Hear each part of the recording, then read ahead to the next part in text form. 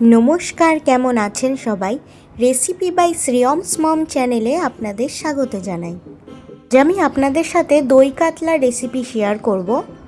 এর জন্য কাতলা মাছটিকে নুন, ভিনিগার ও গোলমরিচ দিয়ে মাখিয়ে রাখব, যাতে মাছের কাঁচা গন্ধটি দূর হয়ে যায়।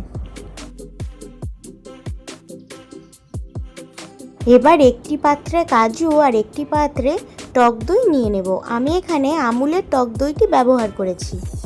এবার এই দুটোকে একসাথে পেস্ট করে নেব। এবার কড়াইয়ে সর্ষের তেল দেব। তেল গরম হয়ে এলে একে একে মাছগুলিকে উল্টে পাল্টে ভালো করে ভেজে নেব।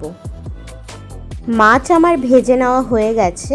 এবার কড়াইয়ের বেঁচে থাকা তেলে ফোড়নের জন্য শুকনো লঙ্কা, গোটা গরম মশলা দিয়ে ভালো করে নাড়িয়ে চাড়িয়ে নেব।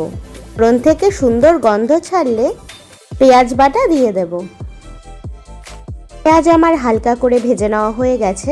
এবার আদা, রসুন, লঙ্কার পেস্ট দিয়ে দেব।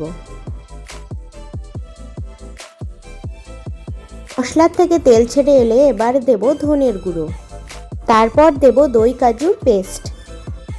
এবার ভালো মতো 5 মিনিটের মতো ভালো করে নাড়িয়ে চাড়িয়ে নিতে হবে। এরপর স্বাদ মতো চিনি ও নুন দিয়ে নেব। আমি আমার পরিমাণ মতন দিয়ে দিয়েছি, আপনারা আপনাদের স্বাদ বুঝে দিয়ে দেবেন।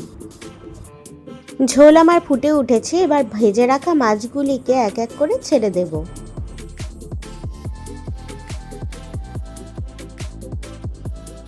এবার দিচ্ছি দুটো চেরা কাঁচা লঙ্কা।